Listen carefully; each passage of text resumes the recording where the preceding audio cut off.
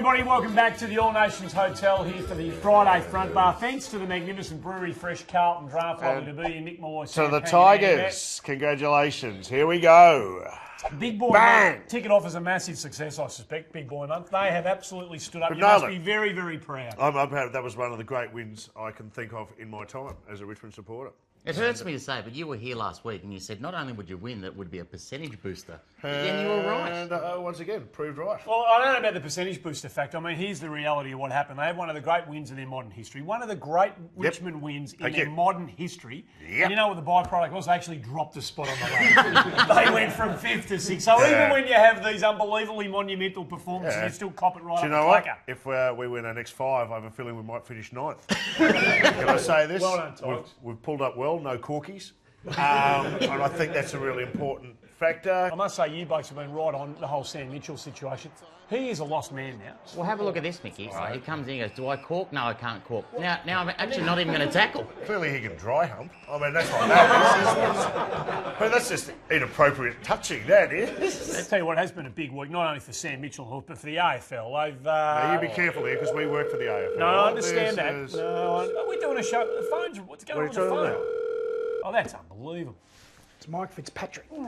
Mike Fitzpatrick. Oh, no. We're not here. Sorry, Mike, they're not here. Mate, he sounds more like a road worker than a road scholar.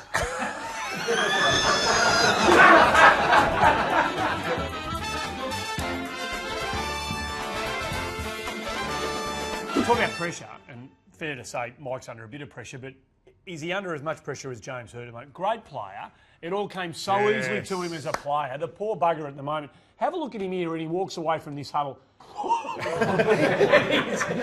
He's scratching the head. Got a bit on the plate right now. Who would you rather be, that guy right there or this guy?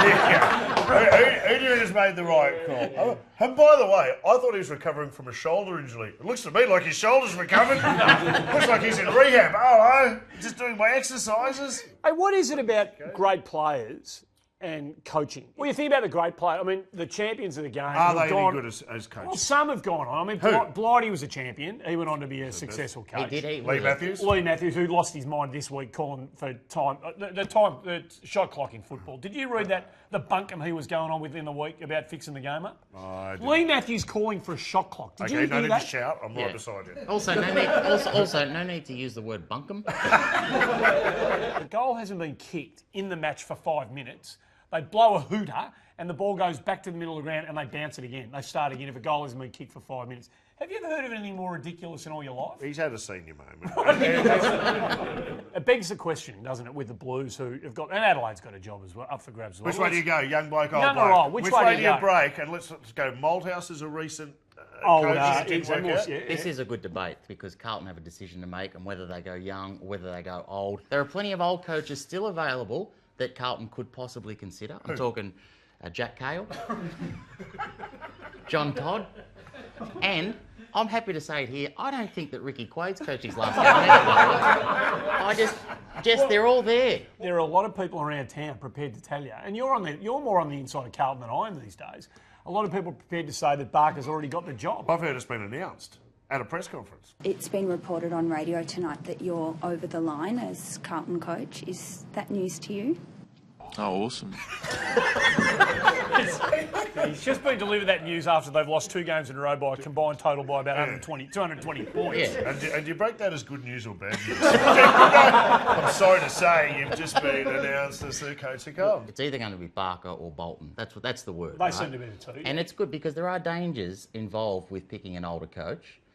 For instance, when their hearing goes. Rory, how big a piece is he of this club's future? Say that again? How big a piece is Tom Lynch of this club's future? Happy to what, How sorry? big a piece? Happy, How big a piece? am I at peace? How big a piece? How big is Tom Lynch? Yeah. All right, that's a better question. Speak up! I don't care who Carlton pick, as long as they don't need an ear horn at a press conference, I'll be happy. Good to see that Clarko is still maintaining the rage. What a very, very angry What has he got to be small upset man. about? What? What has he got to be There upset you go, about? his pants pulled down by Richmond. I mean, Oh yeah, other than that. and someone at St Kilda tried to set fire to him once. They rocked his boat. Apart from those two things, Mickey. Apart from that, I don't know. Well, he's you're right. He's got a couple of flags under his belt, and he's cruising to another one. He was a little upset at a line of questioning that took place post the Richmond game the other night. Just a Frawley scenario. Just went for a concussion test. Yeah, what would you expect? Anything else, Steve? Oh no, he came back fine, but there was some sort of speculation that CARLTON actually came on and gave some fresh legs. So where was that duck, was it? No, there was speculation through the night. Yeah. Kieran? No, it wasn't Wayne. Another great call by Kieran. No, it wasn't Wayne. Silly, mate. We should open the file on Wayne Carey. Yeah, I think the police may already have one. You can possibly just go and borrow it from them. That's a reasonable point. Wow, he was doing everything he could to get the duck in the sights, wasn't he? He just kept trying to... Was it the duck? Who said what? Well, let's go back to halftime and find out how it all started. Steve, looking at James Frawley a moment ago on the bench, so he's gone off for the concussion rule. 6 minutes before half-time came off with a concussion rule, Bruce. It's an interesting one, isn't it? I mean, he was struggling a little bit anyway. CARLTON comes off, gives them some run. Do you think, guys, it's a tactical move as much as anything by the hooks?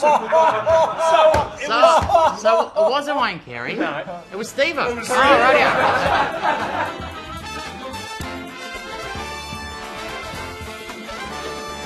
It's one of the great weekends of the year where we celebrate the multicultural influence Sure of footy. AFL Multicultural Round, it's a great thing. Well, you're Well, at the launch, and the AFL launch midweek. Yes, on you were part of Tuesday that. morning there was the launch of Multicultural Week at a breakfast. My advice to the AFL is make it a lunch next time. But no one wants to get up that early. But I had the great privilege of emceeing it, and also all the CEOs of all the clubs were there on the one table. And I tell you, I thought it was the cast of Expendables 4, by the way. So I looked over there. I just looked over there. I wasn't quite sure. You're a trailblazer, mate. You should be very proud of the foundations that you laid for many other players to follow, Samuel. What are you talking about? He's not about to get a statue. No. You know, I mean, what did talk us through it? When did you start playing footy? When I did play, I was like a statue. It was very similar. But no, I played, well, it's embarrassing, but you've brought this out. We've got this. It's the grand final in 1991, the under-19s. That was the last ever under-19s game played. It was the 91 grand final. Collingwood played North. Some great names there. Sav Rocker's there. He was. Johnny Johnny Hassel. Hassel. In the North team was Corey McKernan, Glenn Archer, Damien Hardwick. That was the grand final. Yeah, I want to know whether you played. Well, I didn't play because they were arresting me in case it was a draw. And they wanted me to be fresh for the replay the following week. Who was coach? Keith Burns, and he didn't know what he was doing. But that's no, I was in the squad of 28. It wasn't an emergency. I was like a witch's hat. But I was made the grand final training squad. What sort of player were you? I didn't like to pick up an opponent. I didn't like to shepherd or tackle or handball. Basically, someone in the AFL saw me play and came up with the rules for Auskick. So I take full credit for Auskick. That thing you enjoyed half time, that's all on me. Do you know who the game changer for me? Who was? Vinny Cottogio. Why? Because Have a look at that. at that stage, you didn't have little Italian boys running around on the half-forward line at Princess Park. Yeah. Because I used to live in Carlton at the time, and he looked like one of the blokes who used to wind down the window and shout stuff at my sisters. and to see worlds colliding, all of a sudden I went, wow. Vinny Cottogio taught me how to tackle. So the Did he? biggest fail in his AFL career because I never let him tackle in my How? pathetic. It was at a super clinic. Remember super clinics? You're probably too young to remember super clinics. And he said, watch the hips, watch the hips. That's all you had to do. He used to say never that- tackled in his life anyway, Vinny He Cottogio. used to say that at nightclubs as well.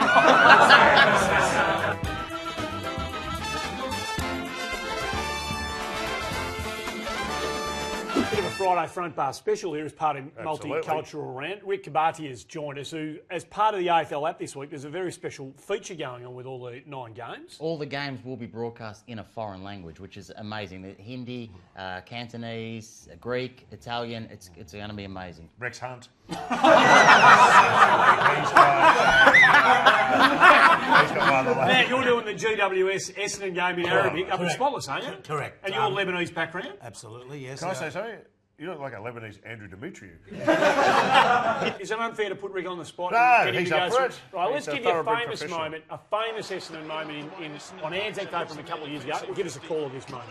كولينغوود 88 اسن 87 لوكيا بيبعتها بال50 من الدفاع بيري رولا بيجاب يجيبها ويندليك بيعطيها لهوكينج هوكينج هوكينج تاع ويندليك تو لافا ماري بيشوف زهراكس زهراكس زهراكس زهراكس زهراكس جول اسن صارت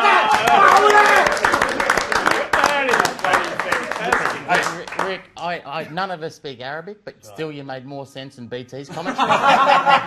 Amazing. And can I just say something? I haven't heard a spray like that since Mike Fitzpatrick rang. That was a real handful. Now, that's pretty easy. Like, that's a Joe the Goose over the top, because at the end of the day, everyone's seen that bit of vision. But can we give you a bit more obscure piece of vision that sort of fits into the multicultural round? So maybe one that...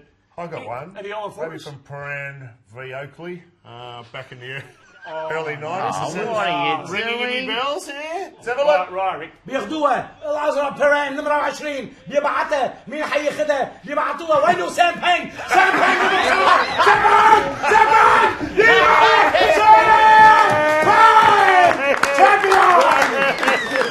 That is bloody brilliant. We can do these ones, you know. No, talk us through this, Sam. Who you're playing for? Well, I think Rick said it all. That's Paran Oakley in '94, and I went to the archives and found the videos behind the DVDs on the shelf. Like, it's embarrassing. It's embarrassing to see it, but I tell you what was even more embarrassing: Go on. the videotape, the VHS that was next to this one. Mickey, I brought it in. This was the VHS next to it. Melrose Place. Hey, Rick, it's a great thing the AFL's doing, and all your calls are going to be available on the app. So will Sam's personal VHS collection. Mate, You can take that. Yeah. That is yours. It's a cultural exchange.